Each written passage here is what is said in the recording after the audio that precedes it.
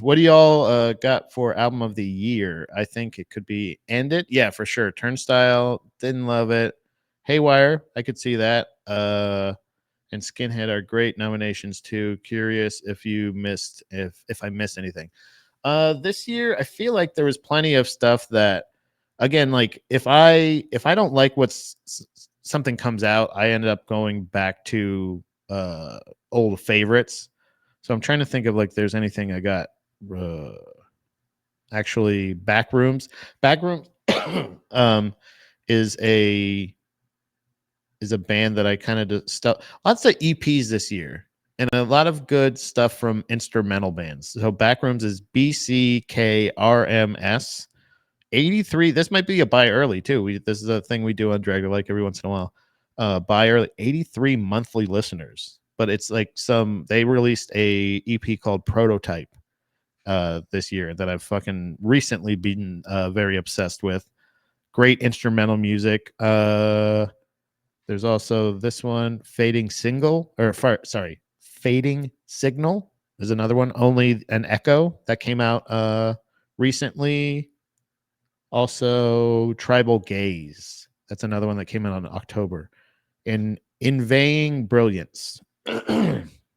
These are all some pretty cool albums that like I have like again that have kind of been in my rotation. Like if I have it downloaded on my Spotify, that means that I'm kind of like I'm revisiting it a couple different times. So I don't understand why. But Tribal Gaze, Fading Signal, and also Backrooms are three bands that I kind of stumbled on this year that had releases that I've really liked. Only an Echo by Fading Signal and Inveighing Brilliance by Tribal Gaze are two ones. And Backrooms, I forgot I had to buy early. This band called Backrooms, 83 monthly listeners. Nice. Put out an EP. They're a instrumental band, if I remember correctly. The song that I really loved was an instrumental one, but they have a 5-song EP that came out in March. Nice. That is pretty cool. But they were asking about if there was any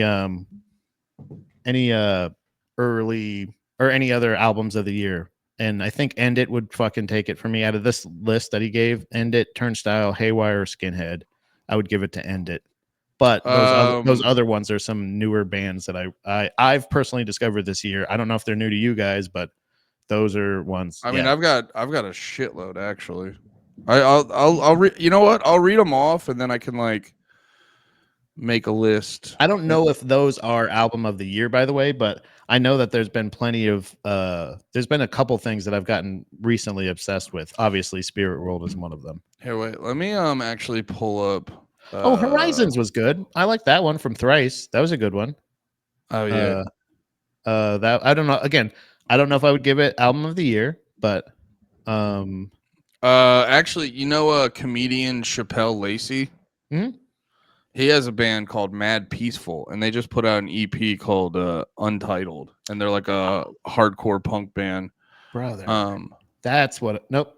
Yeah, no, that's 2024. Sorry, never mind. I apologize. I was gonna say, Flagman just put out an EP on October 17th. Yeah. Oh yeah, that one. Love Flagman. How'd you feel about the new Between the Buried and Me? I don't. I've what's a nice way to put this? And in the nicest way possible, I think I've kind of moved on. Like yeah. I'll check in on it, but it's a lot of times they're just, I don't know, their direction is just so fucking all over the place, man. I love that they're still doing it, and I love that they're man, it just sounds, it's, you know what I'm saying? There's no nice way to say that, like, I just don't fucking like what they do anymore. Well, they did a pretty hard right turn on the new album. Mm-hmm. And I think at the end of the day, I prefer like heavy Between the Buried and Me over like progressive rock Between the Buried and Me. But yeah, I do got to be honest, it was kind of cool. It was kind of interesting. Oh, fucking actually, this isn't this year, but Converge has a new album coming out in February. And they just put out a song, Love Is Not Enough, that rips pretty hard. Yeah. Yeah, fuck. There's a lot of albums I can tell you guys about, but let me just I'll just give you a couple, and then I'll actually I'll make like a list of favorite 2025 albums and then put that up later. But one I wanted to tell you guys about is Discipline and Punish by Cold Steel. Wait, let me pull up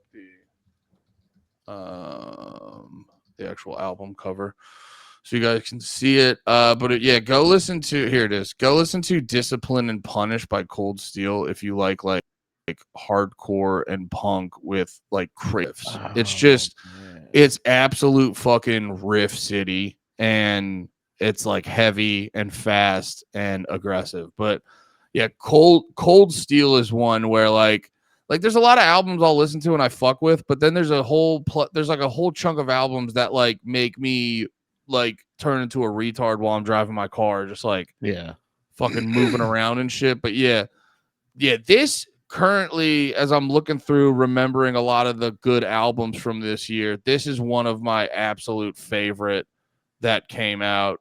Cold Steel, they rip. They're a slight buy early.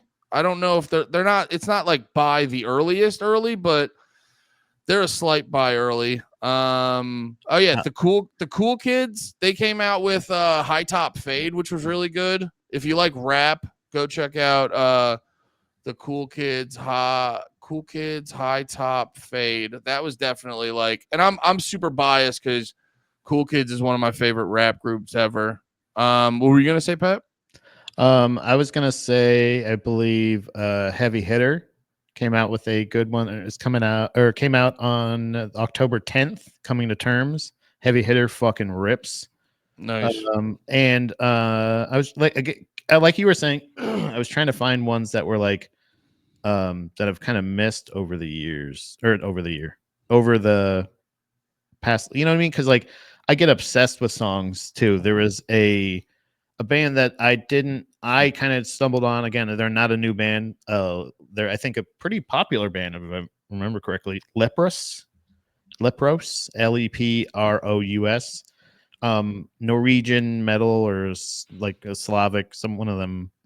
Yeah. One of them. But one of those scary whites. But they are like progressive metal, and it's like very interesting, like patterns. The drummer in particular, I discovered him through Drumeo, and but I discovered them through them doing this cover of Take on Me that I was fucking obsessed with this year. It's one of the best covers I've ever heard in my life. I cannot recommend it. I like Dom became obsessed with it too. So like she'll be listening to music while she's showering or getting ready or something like that. And like I hear her play it on multiple times, and it never gets old, dude. It is like one of the most interesting covers I've ever heard in my life. Leprous, Take on Me, and that band in general. If you like progressive, it gets a little too fucking chippy choppy for me. You know, like how progressive metal sometimes you're like, all right. Settle down now. Well, that's what are you doing? that's one of the problems why I don't always get into some of those more technical bands. It was like always my problem with Lorna Shore is they're all very talented, but it's like it's I don't know, a lot of their music feels uninspired. I saw a visual representation of the time signature for each part. It was a what's the band that played the Olympics? Gojira. It was one of their most complicated, like it's like one of the best examples of like one of the most interesting time signature type thing. It's like it's so crazy, and you're seeing this and you're like, the fucking guitar player hasn't even fucking kicked in yet. It's still like it's like Hot for Teacher on fucking crack steroids. It's just the fucking craziest thing. And I'm like, there's certain things that like I'm learning more about my listening habits, even to where like how even some of these songs, art forms, and things that I'm discovering is having a physical effect on me. Like I said, every time I listen to Meshuggah and I was wearing my Apple Watch, my heart rate I would get those little beeps that were like, and I'm just driving in normal traffic, not shit traffic, not crazy. I'm not stressed out or anything like that. It's strictly the song that has this effect, whether I'm sitting in my car, I'm sitting at home. It's like it's a weird thing. If I was wearing my Apple Watch, it would be like, I mean, don't get me wrong, it sends me alerts other times, but that's because I'm doing stuff, and it's because Well, they're like, what are you doing? Walking upstairs? What's going on? You better slow down, buddy. That happened to me when we interviewed Sarah J. Oh yeah, dude, it was like the first week I got my Apple Watch, and then we're at the studio, and then we're at the studio, and then we hear a buzz, and it's like, hey, it's Sarah. And then like 2 seconds later, my watch is like beep, beep, beep, beep, beep, beep, beep, boner alert, alert. You have a boner from a lady you jacked off to in high school a bunch. And still do for nostalgic reasons. Yeah. I still hit it. I still hit it with I'll do a goog every once in a while and go, I appreciate you. I appreciate you. What's she up to? Damn, there's so many good albums. I'm like pulling up way too fucking many. I'm gonna go P2. All right, I'll let the people know about these albums. Okay, because there were some fucking good ones that really did it for me. Yeah, I'm trying to. I have a quick list of more that I will tell you guys about. I'm just trying to find the ones that I like listen to. Okay, is this now 20? Okay, this is 2024. So I'm getting to the end of albums I was like aggressively paying attention to. Oh yeah, I do. I should show love to them too. But yes, I will. I will make a list for you guys to have. I know BDBDD was asking about it. I will make a list for you guys so we can kind of like put it in a much better formatted fucking thing. But I'm just trying to, because there's a bunch of stuff I like, but I'm just trying to find the ones that like really I really could like right here, like Calloused Owlboys. They put out an amazing album, but trying to put the ones that like really connected to me that I just wish more, because it's like people are listening to the Calloused Owlboys. People are listening to the Calloused Owlboys. I'm trying to find the ones that I fucked with a whole bunch. But yes, I think I've found them. Okay, let's go through a couple of these real quick because I want to do a bunch of honorable mentions, and then I want to hit you with the ones that really got my some more that I talked about. All right, here we go. All right. Perfect. We're doing it, boys.